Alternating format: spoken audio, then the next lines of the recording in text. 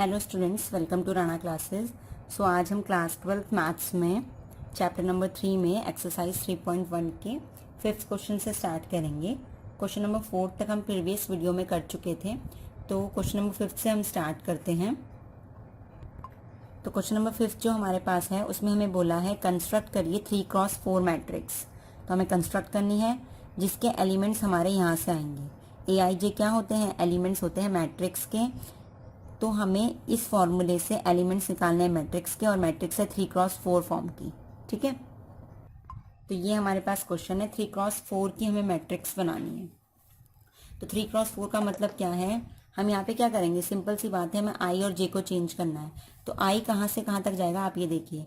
I कितनी रोज है हमारे पास? 3 रोज है। तो I हमारे पास 1 हो सकता है, 2 हो सकता है, 3 हो सकता है। First row, second row, third row. J हमारे पास क्या होता है? Number of column. तो J हमारे पास क्या हो सकता है? 4 कॉलम्स है हमारे पास। 3x4 की मैट्रिक्स बनानी है ना, तो 4 कॉलम्स है। 4 कॉलम्स है हमारे पास अगर, तो J हम कहाँ से कहाँ तक ले सकते हैं? 1 2 3 4, इस तरीके से। तो हमें जो ये मैट्रिक्स बनानी होगी, उस मैट्रिक्स को हमें क्या करना होगा? सबसे पहला एलिमेंट क्या होगा? A1 1 होगा, फिर A1 2 होगा, फिर A1 3 होगा। कॉलम्स कितने? 1 2 3। ये कॉलम नंबर होता है। ये कौन सा नंबर होता है? रो नंबर होता है। A1 4। तो 4 कॉलम है ना हमारे पास। तो A21 A22 A23 A24, ये सेकंड रो चल रही है। उसका first column, second column, third column, fourth column second row का। ऐसे ही थर्ड रो, रोज हमारे पास 3 ही है। तो 3 1 3 2 3 3 एंड 3 4। तो यही एलिमेंट्स हमारे पास आएंगे। 3 रोज हो गई हमारे पास, और इस तरीके से हमारे पास 4 कॉलम्स हो गए। इसे हमें फॉर्म करना है, और यही वैल्यूज हमें पहले IJ की वैल्यू 1 1 रखनी है, फिर 1 2 रखनी है, और इस फॉर्मूले से वैल्यूज निकालते जानी है। तो अगर मैं A11 निकालूं तो हाफ, ठीक है, ये मल्टीप्लाई है यहाँ पे, हाफ, उसके बाद मॉड -3, 1 रखना I की जगह भी और J की जगह भी, इंटू 1 + 1। ठीक है, तो ये कितना हो जाएगा? -3 इंटू 1 -3 होगा, -3 + 1 कितना होगा? अब आप देखिए, -3 + 1 -2 होगा, क्योंकि 3 में से 1 गया 2, और नेगेटिव साइन आएगा क्योंकि नंबर बड़ा ही है। ये मॉड का साइन है। आपको पता है मॉड क्या करता है? मॉडुलस एक ऐसा फंक्शन होता है जो हर वैल्यू को पॉजिटिव बना देता है, चाहे वो वैल्यू नेगेटिव की हो, चाहे वो वैल्यू पॉजिटिव की हो। वो पॉजिटिव की है तो पॉजिटिव ही रहने देगा, और नेगेटिव की है तो उसे पॉजिटिव बना देगा। वो उसका नंबर चेंज नहीं करेगा, बस उसका साइन चेंज करेगा। अगर -2 है तो उसे +2 बना देगा, +2 है तो +2 ही रहने देगा। ठीक है, पॉजिटिव वालों को कोई प्रॉब्लम नहीं है, वो सेम टू सेम आ जाएंगे, बट नेगेटिव वाले अपना साइन चेंज कर देंगे। नेगेटिव की जगह पॉजिटिव साइन हो जाएगा, वैल्यू में कोई फर्क नहीं पड़ेगा। तो वो मॉडुलस फंक्शन होता है। तो -2 की जगह क्या हो जाएगा? +2 हो जाएगा। जब मॉडुलस फंक्शन से बाहर निकलेगा, 2 से 2 कैंसिल, = 1। तो पहला एलिमेंट हमारे पास क्या आ गया? 1 आ गया। ऐसे ही हम A12 निकालेंगे। A12 अगर हम निकालेंगे तो 1 रखेंगे हम I की जगह, और J की जगह रखेंगे 2। तो ये हो गया हमारे पास -3 + 2। -3 + 2 कितना आ जाएगा हमारे पास? -1, क्योंकि 3 में से 2 गया 1 आता है, साइन आएगा बड़े नंबर का। तो ये आ गया हमारे पास -1 का क्या हो जाएगा? +1 हो जाएगा, तो 1/2 आ जाएगा। ठीक है, उसके बाद हम निकालेंगे A13। A13 के लिए हमें हाफ, हमें -3 इंटू 1 ही रखना I की जगह, J की जगह 3 रखना है। तो -3 इंटू 1 क्या रहेगा? -3 + 3 कितना हो जाएगा? 0। और 0 की किसी भी नंबर से आप मल्टीप्लाई करेंगे तो क्या आएगा? 0 ही आएगा। ऐसे ही अब आता है A14 आएगा। अब हम क्या निकालेंगे? A14। तो A14 निकालेंगे हम, तो हाफ -3 इंटू 1 और प्लस J की जगह 4। तो 4 में से 3 गया, 1 आएगा अपॉन में 2। ठीक है, इस पूरे को सॉल्व करके क्या आएगा? -3 + 4 कितना आ जाएगा? 1। और 1 की मल्टीप्लाई जिससे करेंगे वो एज इट इज आ जाता है, सेम टू सेम आ जाता है। तो ऐसे ही अब निकालेंगे हम A21। A21 हमारे पास क्या होगा? हाफ -3 इंटू I की जगह अब 2 रखेंगे, और J की जगह 1 रखेंगे। I की जगह 2 और J की जगह 1। बस यहाँ पे आपको I J की जगह वैल्यूज पुट करनी है और कुछ नहीं करना। हाफ -3 इंटू 2 कितना हो जाएगा? -6 और +1। ये आ गया आपका हाफ। -6 + 1 कितना हो जाएगा? प्लस माइनस माइनस होता है, 6 में से 1 गया 5। नंबर ये बड़ा है इसलिए साइन नेगेटिव का, और मॉडुलस फंक्शन लगा है इसलिए क्या हो जाएगा? पॉजिटिव, तो हो जाएगा 5/। ठीक है, तो ये क्या हमारे पास क्या लगा है? मॉडुलस फंक्शन लगा था इसलिए हो जाएगा 5/2। ठीक है, तो ये सॉल्व होकर आ गया 5/2। तो A21 भी निकाल लिया हमने, अब निकालेंगे हम A22। तो अब A22 के लिए हम हाफ इंटू हमारे पास क्या है -3 IB2 और JB2, तो -3 इंटू 2 + 2, तो ये आ जाएगा हमारे पास हाफ इंटू मॉडुलस 3 2 6, -6 + 2 कितना हो जाएगा हमारे पास हाफ। अब पता है 6 में से 2 गया 4 आएगा, नेगेटिव का आएगा, मॉडुलस साइन लगा इसलिए पॉजिटिव हो जाएगा, तो इंटू 4 आ जाएगा। ठीक है, 2 2 = 4, तो ये आ जाएगा 2, तो ये भी निकल गई। उसके बाद हम निकालेंगे A23 हाफ -3 I की जगह 2 रखना है हमें और J की जगह हमें 3 रखना है, तो ये आएगा हाफ 3 2 = 6 होता है, -6 + 3, और 6 में से 3 गया 3 आएगा, नेगेटिव साइन लगेगा, और क्योंकि मॉडुलस है इसलिए वो क्या हो जाएगा पॉजिटिव हो जाएगा 3/2, तो ये भी वैल्यू आ गई हमारी। अब A23 तक हम निकाल चुके हैं, A24 निकालेंगे अब हम।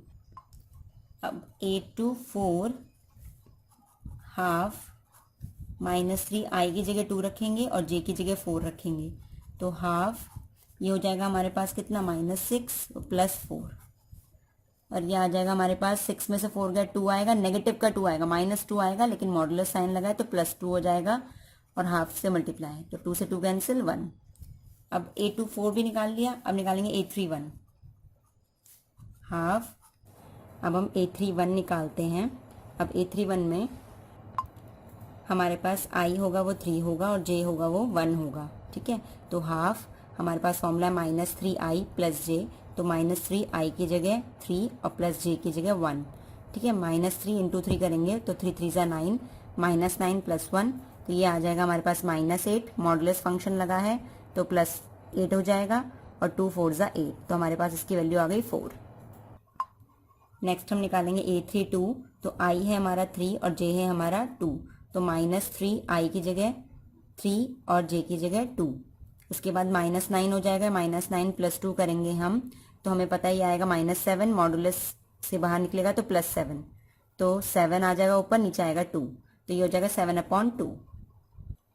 नेक्स्ट हम निकालेंगे A33, तो A33 में I और J दोनों के दोनों 3 3 हैं, तो -3I की जगह 3 और J की जगह 3, तो ये हो जाएगा -9 + 3, इसको सॉल्व करेंगे तो आएगा -6, और मॉडुलस से बाहर आएगा तो +6, 2 3 = 6, तो ये आ गया एलिमेंट हमारा 3, तो A33 भी आ गया। उसके बाद निकालेंगे A34, तो A34 में हम क्या करेंगे -3I की जगह हम लिखेंगे 3 और +J की जगह 4, तो ये हो जाएगा हाफ, 3 3 = 9 हो जाएगा, -9 + 4, ये आपको पता ही है हाफ, -9 + 4, 9 में से 4 गया 5 होता है, साइन आएगा नेगेटिव का, ये आ जाएगा -5। ठीक है, अब -5 बाहर निकल के आएगा तो +5 हो जाएगा, तो ऊपर आएगा 5 और नीचे आएगा 2, तो ये वाला एलिमेंट आपका आ गया 5/2। इस तरीके से आपके सारे के सारे एलिमेंट आ गए हैं, आपकी इजीली 3x4 की मैट्रिक्स बन सकती है। तो ये आपकी बन गई मैट्रिक्स जो कि 3x4 ऑर्डर की है, और हमने ये फॉर्मूले से बनाई है जो फॉर्मूला हमें क्वेश्चन में गिवन था, हाफ -3I + J का मॉड। तो ये हमारी मैट्रिक्स बन गई। अब हम सेकंड पार्ट करते हैं। सेकंड पार्ट है हमारे पास AIJ = 2I - J, ये फॉर्मूला है, और हमें 3x4 की मैट्रिक्स बनानी है। 3x4 की मैट्रिक्स मतलब हमें I को 1 2 3 लिख सकते हैं और J को 1 2 3 4 ले सकते हैं। तो उसी तरीके से 3x4 की जब हम मैट्रिक्स बनाएंगे तो A11, A12, A13, A14, first row है, 4 कॉलम है, इसलिए J वेरी हुआ है 1 2 3 4, रो फर्स्ट है इसलिए जो I है वो 1 ही है। A21, A22, A23, A24, ऐसे ही A31, A32, A33, A34। Second row है इसलिए I फिक्स है, 2 2 है सब में, और कॉलम चेंज हो रहे हैं इसलिए J पहले फर्स्ट कॉलम में था, फिर सेकंड कॉलम में था, थर्ड कॉलम में था, यहाँ पे फोर्थ कॉलम में था। ठीक है, इसलिए J वेरी कर रहा है और I हमारे सेम है। तो ये मैट्रिक्स, इस टाइप की आपको मैट्रिक्स बनानी है। दैट मीन्स आपको ये सारे एलिमेंट्स, ये 12 एलिमेंट्स आपको निकालने हैं इस फॉर्मूले से। तो अगर मैं A11 निकालूंगी तो I और J दोनों की वैल्यू 1 है, तो 2I की जगह मैं 1 रखूंगी, -J की जगह भी 1 रखूंगी, तो ये हो जाएगा 2 1 = 2, 2 - 1 करेंगे तो क्या आएगा 1, तो पहला एलिमेंट आ गया। ऐसे ही 1 2 सेकेंड एलिमेंट निकालेंगे A12 में 2 इंटू आई की जगह मैं रखूँगी 1 और जे की जगह रखूँगी 2। तो 2 माइनस ये 2 इंटू 1 क्या हो जाएगा 2, 2 माइनस 2 क्या हो जाएगा 0। ऐसे A13 निकालेंगे तो 2 इंटू आई की जगह 1 और जे की जगह 3। तो 2 माइनस 3 ये क्या हो जाएगा -1। ठीक है, 3 में से 2 गया 1, नेगेटिव साइन लगेगा बिकॉज जो नंबर 3 है वो बड़ा है तो इसलिए -1। A14 निकालूंगी मैं तो 2 इंटू 1 माइनस जे की जगह 4। तो 2 माइनस 4 क्या हो जाएगा -2। ठीक है, अब ऐसे ही फिर निकालेंगे A21 निकालेंगे 2 इंटू आई की जगह, अब आई हमारा 2 है और जे हमारा 1 है तो आई की जगह 2, तो 2 इंटू 2 माइनस जे की जगह 1। तो ये हो जाएगा 2 2 4, 4 माइनस 1 कितना आ जाएगा 3। फिर A22 तो 2 इंटू 2 माइनस 2। ठीक है, 2 आई की जगह भी 2 और जे की जगह भी 2। तो ये 2 2 4 माइनस 2 करेंगे तो कितना आ जाएगा 2। अब आएगा हमारे पास A23 तो 2 इंटू आई की जगह 2 माइनस जे की जगह 3। तो 2 2 4, 4 माइनस 3 करेंगे तो ये आएगा 1।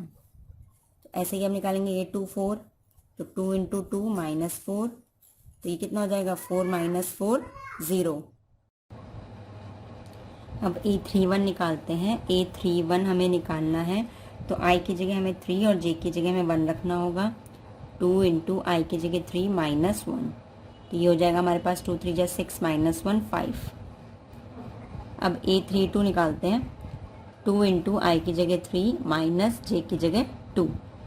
2 3 6 माइनस 2 ये आ जाएगा हमारे पास 4।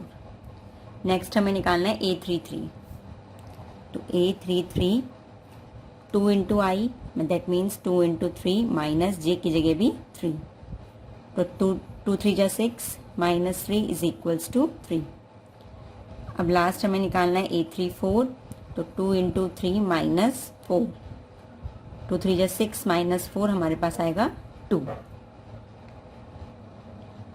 तो अब हमारी मैट्रिक्स बन जाएगी।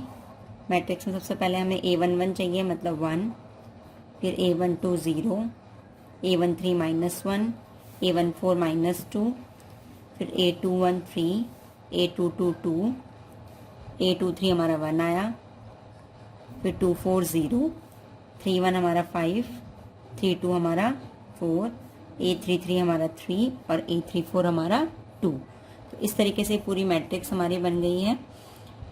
अब इसके बाद हम नेक्स्ट क्वेश्चन करते हैं। अब नेक्स्ट हमारा 6 क्वेश्चन है, उसका फर्स्ट पार्ट है। हमें बोला है हमारे पास दो मैट्रिक्स है 4 3 x5, दूसरी हमारे पास है YZ 1 5। दोनों इक्वल टू दे रखी है, हमें निकालनी है x y एंड z की वैल्यू। तो हमने पढ़ा था दो मैट्रिक्स तब इक्वल होती हैं जब एक तो उनका ऑर्डर सेम होना चाहिए। अब ये वाली मैट्रिक्स है, इसका भी 2 क्रॉस 2 ऑर्डर है, इस मैट्रिक्स का भी 2 क्रॉस 2 ऑर्डर है। ऑर्डर दोनों का सेम है और करस्पॉन्डिंग जो हमारे पास यहाँ पे एलिमेंट्स हैं वो भी इक्वल होने चाहिए। तो करस्पॉन्डिंग एलिमेंट्स कौन कौन से हमारे पास, यहाँ पे 4 है तो 4 किसके बराबर होना चाहिए y के, तो 4 इज इक्वल्स टू y। 3 किसके बराबर होना चाहिए z के, z। x किसके बराबर होना चाहिए 1 के, और 5 तो 5 के बराबर है ही। ठीक है, तो इक्वालिटी ऑफ मैट्रिक्स में हमने पढ़ा था कि करस्पॉन्डिंग एलिमेंट्स भी हमारे इक्वल होने चाहिए। तो इस तरीके से हमने जब करस्पॉन्डिंग एलिमेंट्स इक्वल करे तो हमारे पास y की वैल्यू 4 आ गई और z की वैल्यू हमारे पास 3 आ गई और x की वैल्यू हमारे पास 1 आ गई। नेक्स्ट हमारा पार्ट है सेकंड पार्ट। हमें इसमें भी x y एंड z की वैल्यू निकालनी है। तो सबसे पहले हम क्या करेंगे, 2 क्रॉस 2 की दोनों मैट्रिक्स हैं, कोई दिक्कत नहीं है। नेक्स्ट हमें देखना है करस्पॉन्डिंग एलिमेंट्स को इक्वल करना है। That means x plus y हमारे पास 6 के बराबर होगा, 2 2 के बराबर है, 5 प्लस z 5 के बराबर होना चाहिए। तो 5 plus z is equals to 5 और x y is equals to 8। तो अब हम क्या करेंगे, सबसे पहले यहाँ पे देखेंगे 5 इधर प्लस में उधर जाएगा माइनस में, तो z is equals to 5 minus 5 is equals to 0। तो z की वैल्यू हमें मिल गई। अब हमारे पास x प्लस वाई 6 है और एक्स वाई हमारे पास 8 है। हमें x और y की वैल्यू कैलकुलेट करनी है। तो z की वैल्यू तो हमारे पास 0 आ गई। अब हम निकालेंगे x और y की वैल्यू। ठीक है, तो अब यहाँ से हम क्या कर सकते हैं, x की वैल्यू कैलकुलेट कर सकते हैं। अगर मैं यहाँ से देखूँ तो y यहाँ मल्टीप्लाई में दे जाएगा डिवाइड में, तो x की वैल्यू आ जाएगी हमारे पास 8/y। यहाँ पुट कर देते हैं x की value 8/y plus y is equals to 6। इसके नीचे कुछ नहीं है तो 1 है, तो यहाँ पे आ जाएगा y, यहाँ पे आएगा 8 प्लस 1 की टेबल में y टाइम्स आएगा, ऊपर y से मल्टीप्लाई करेंगे तो y square is equals to 6। अब y हम डिवाइड में, इधर जाएगा मल्टीप्लाई में हो जाएगा, तो ये आ गया 8 plus y square is equals to 6y। Plus में है ये, इधर आएगा तो माइनस में, y square minus 6y plus 8 is equals to 0। तो y स्क्वायर और 8 तो था ही यहाँ पे, ये प्लस 6y को हमने इधर ले आए तो माइनस 6y हो गया। अब ये इक्वेशन हमारी क्वाड्रेटिक है, इस इक्वेशन को अगर हम सॉल्व करेंगे तो इजीली हम y की वैल्यू निकाल सकते हैं, और y की जब वैल्यू आ जाएगी तो यहाँ पुट करने पे हमें x की वैल्यू मिल जाएगी। तो अब हम y की वैल्यू कैलकुलेट करते हैं। क्वाड्रेटिक इक्वेशन है, स्प्लिटिंग मिडिल टर्म मेथड से हम कर सकते हैं, आपने 9th क्लास में पढ़ा होगा या 10th क्लास में पढ़ा होगा। तो इसको हम मिडिल टर्म मेथड से करेंगे। हम क्या करेंगे, सबसे पहले 8 और यहाँ के कोफिशिएंट को, यहाँ का कोफिशिएंट क्या है, कुछ नहीं है मतलब 1 है, तो 8 आया, 8 को हम इस तरीके से ब्रेक करेंगे कि मिडिल टर्म मतलब 6 आ जाए। तो 8 क्या हो जाता है हमारे पास, 2 4 ज़ा 8, 2 2 ज़ा 2 1 ज़ा, तो हमारे पास क्या आ गए, 3 2s आ गए।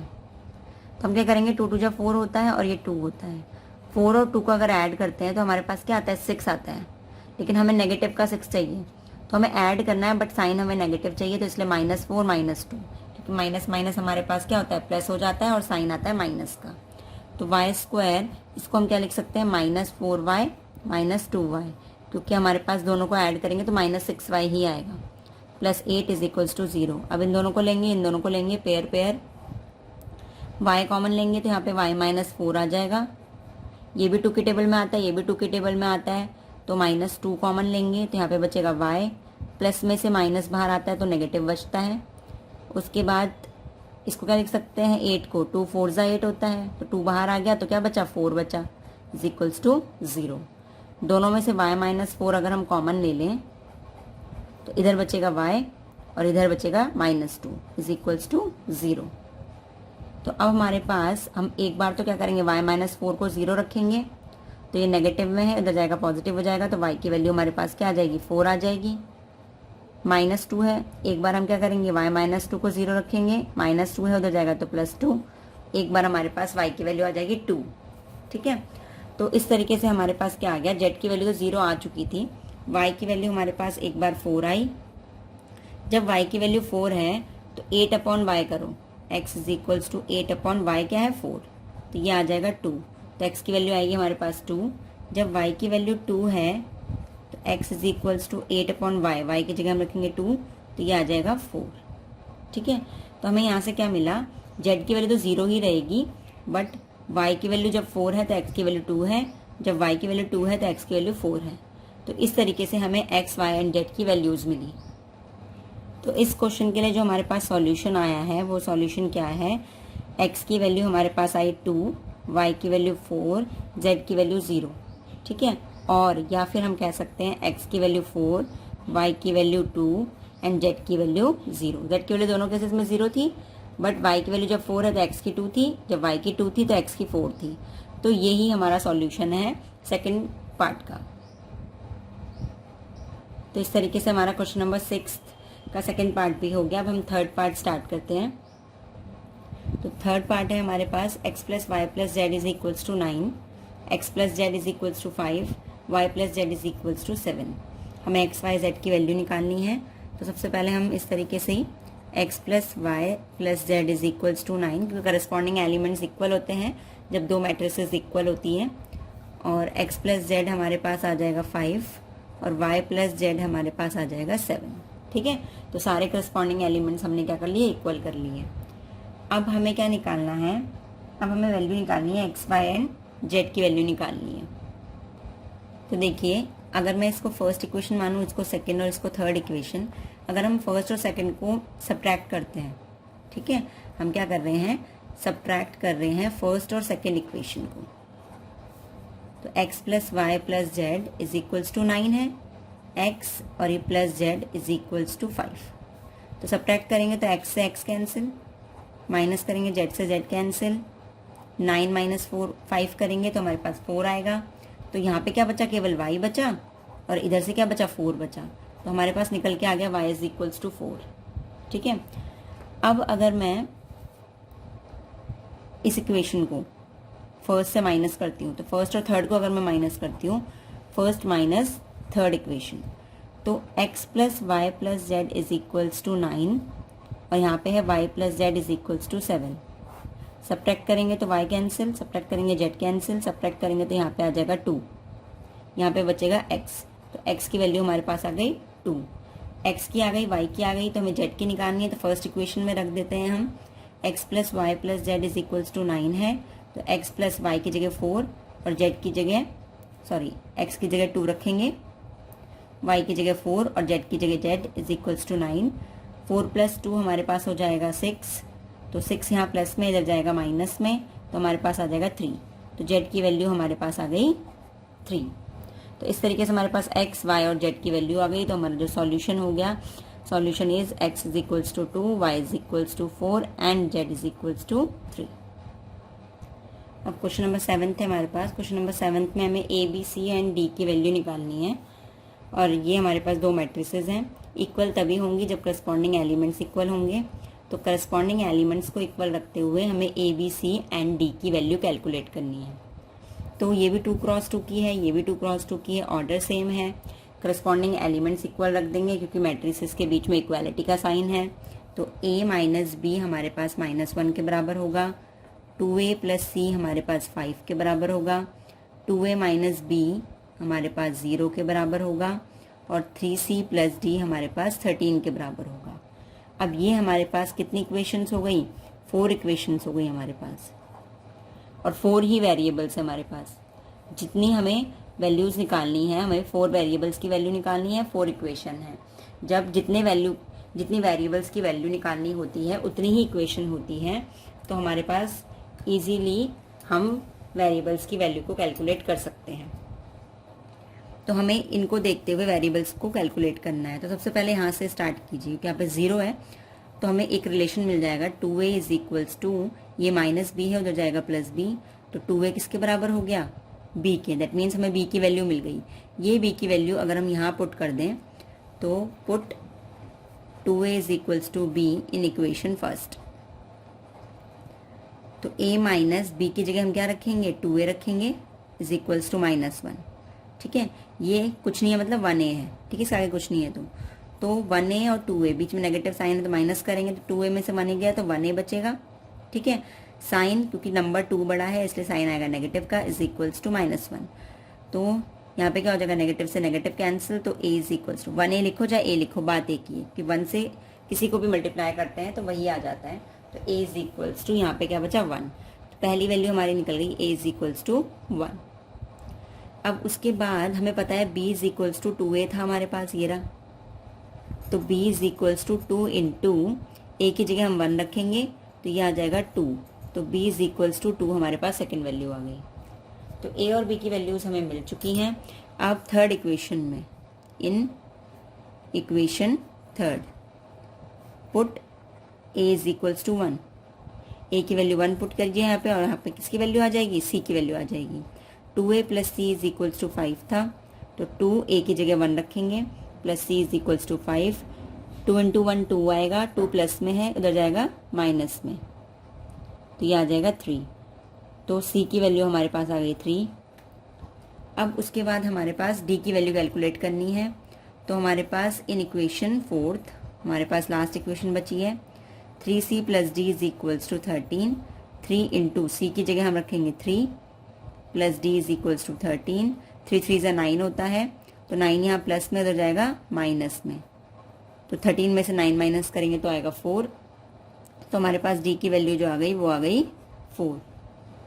तो इस तरीके से हमारे पास a b c d सबकी वैल्यू में मिल गई है। तो ये क्वेश्चन नंबर 7 भी हमारा हो गया। अब हम क्वेश्चन नंबर 8 करते हैं। अब क्वेश्चन नंबर 8 में बोला है हमें कि a is equals to aij m cross n is a square matrix.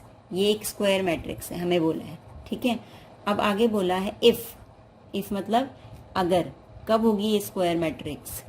First हमें केस दिया हुआ है m लेस देन n, ठीक है, second m greater than n, third m is equals to n। और डी हमें बोला है नन ऑफ दीज। तो हमें इनसे कैलकुलेट करके बताना है कि हमारे पास m क्रॉस n अगर ऑर्डर है किसी भी मैट्रिक्स का तो वो स्क्वायर मैट्रिक्स कब होगी। तो मैंने आपको बताया था, जब मैंने आपको पढ़ाया था कि स्क्वायर मैट्रिक्स क्या होती है। स्क्वायर मैट्रिक्स वो मैट्रिक्स होती है जिसमें रो और कॉलम इक्वल हों। Number of rows is equals to number of column, that means m और n बराबर होंगे, तब मैट्रिक्स स्क्वायर मैट्रिक्स कहलाएगी। इसलिए हमारा ऑप्शन नंबर सी करेक्ट है। हम क्वेश्चन नंबर 9 करेंगे। क्वेश्चन नंबर 9 में हमें बोला है which of the given values of x and y makes the following pair of matrices equal. अब बोल रहा है कि कौन से एक्स वाई के पेयर, ये वाले फर्स्ट ए ऑप्शन वाले, सी ऑप्शन वाले, डी ऑप्शन वाले, या इनमें से कोई नहीं, कौन से पेयर हमें बताएंगे कि ये दोनों मैट्रिसेस इक्वल हैं। मतलब एक्स और वाई की क्या वैल्यूज होंगी कि ये दोनों मैट्रिसेस इक्वल हो जाएं।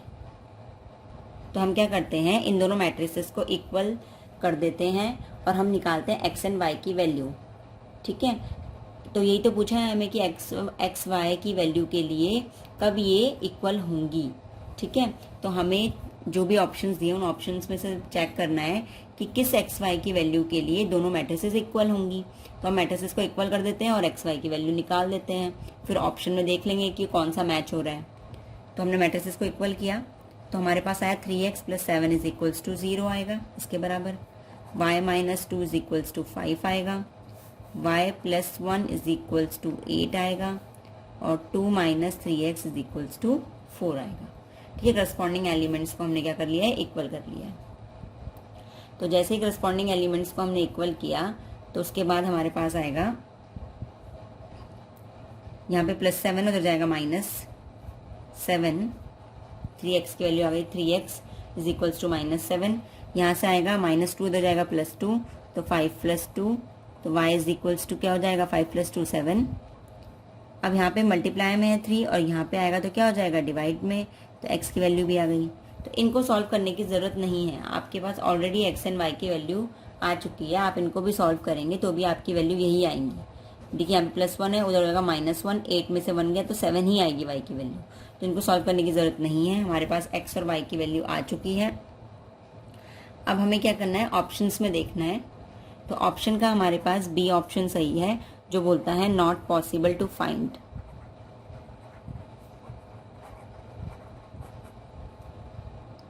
अब ये कैसे हुआ, क्योंकि y की वैल्यू तो यहाँ से निकालने पर भी हमारी y इज इक्वल्स टू 7 ही आ रही थी, बट हम x की वैल्यू चेक और कर लेते हैं। तो इस क्वेश्चन में हमें क्या करना पड़ेगा, सबसे पहले हमने यहाँ से x और y की वैल्यू कैलकुलेट करी, उसके बाद यहाँ पे देखा तो y की वैल्यू 7 आ रही है, ठीक है। बट हमने यहाँ पे जब देखा, ये यहाँ पे +2 है, इसका कोई साइन नहीं, मतलब प्लस का है, उधर जाएगा क्या हो जाएगा -2 हो जाएगा। 4 में से 2 गया तो 2 - 3x और x is equals to 2 upon में -3, मल्टीप्लाई में है, इधर जाएगा डिवाइड हो जाएगा। तो यहाँ पे क्या आ रहा है कि एक ही मैट्रिक्स के लिए, मैट्रिक्स तो हमारी एक ही है ना, ये पूरी मैट्रिक्स हमारे पास एक पर्टिकुलर मैट्रिक्स ये है, एक पर्टिकुलर मैट्रिक्स ए है। तो इसी क्वेश्चन के लिए हमारे पास x की 2 वैल्यूज आ गई, तो ऐसा तो पॉसिबल नहीं है। ठीक है, तो हमारे पास, हमें क्या पता कौन सी वैल्यू सही है और कौन सी नहीं है। ठीक है, तो एक ही पर्टिकुलर केस के लिए हमारे पास किसी एक वेरिएबल की एक ही वैल्यू आ सकती है, दो वैल्यूज हमारे पास पॉसिबल नहीं है। तो इसलिए ये क्या हो गया, नॉट पॉसिबल टू फाइंड। हम इसको फाइंड नहीं कर सकते, ये पॉसिबल नहीं हो सकता है, क्योंकि y की वैल्यू ठीक है, यहाँ से भी 7 आ रही थी, यहाँ से भी 7 आ रही थी, कोई प्रॉब्लम नहीं है। बट x की वैल्यू में हमें प्रॉब्लम आ रही है, क्योंकि एक इक्वेशन हमें -7/3 दे रही है, तो दूसरी इक्वेशन हमें 2/-3 दे रही है, जो कि पॉसिबल नहीं हो सकता। एक वेरिएबल के लिए 2 वैल्यूज पॉसिबल नहीं होती हैं किसी पर्टिकुलर क्वेश्चन में, किसी पर्टिकुलर चीज़ में। तो इसलिए यहाँ पे पॉसिबल नहीं होगा फाइंड आउट करना, इसलिए बी ऑप्शन हमारा करेक्ट है। और अगर किसी भी ऑप्शन में अगर यहाँ से भी वैल्यू आती है हमारे पास -7/3 और किसी ऑप्शन में हमें मिल जाता -7/3 और 7, तो वो ऑप्शन हमारा करेक्ट होता। बट यहाँ पे एक ही वेरिएबल की 2 वैल्यूज आ रही हैं, इसलिए नॉट पॉसिबल टू फाइंड। अब क्वेश्चन नंबर 10 हमारे पास है, the number of all possible matrices of order 3x3 with each entry 0 और 1 इज। हमें बोला है कि कितनी ऐसी मैट्रिसेस बन सकती हैं जो कि 3x3 ऑर्डर की होंगी और उनमें एंट्रीज या तो 0 हो सकती है या फिर 1 हो सकती है, इनके अलावा कोई और एंट्रीज नहीं होंगी।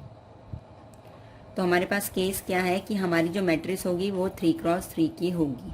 ठीक है, 3x3 की मैट्रिक्स का मतलब है नंबर ऑफ एलिमेंट्स इसमें कितने होंगे, हमें पता है number of elements is equals to m×n, मतलब 3x3 इज इक्वल्स टू 9।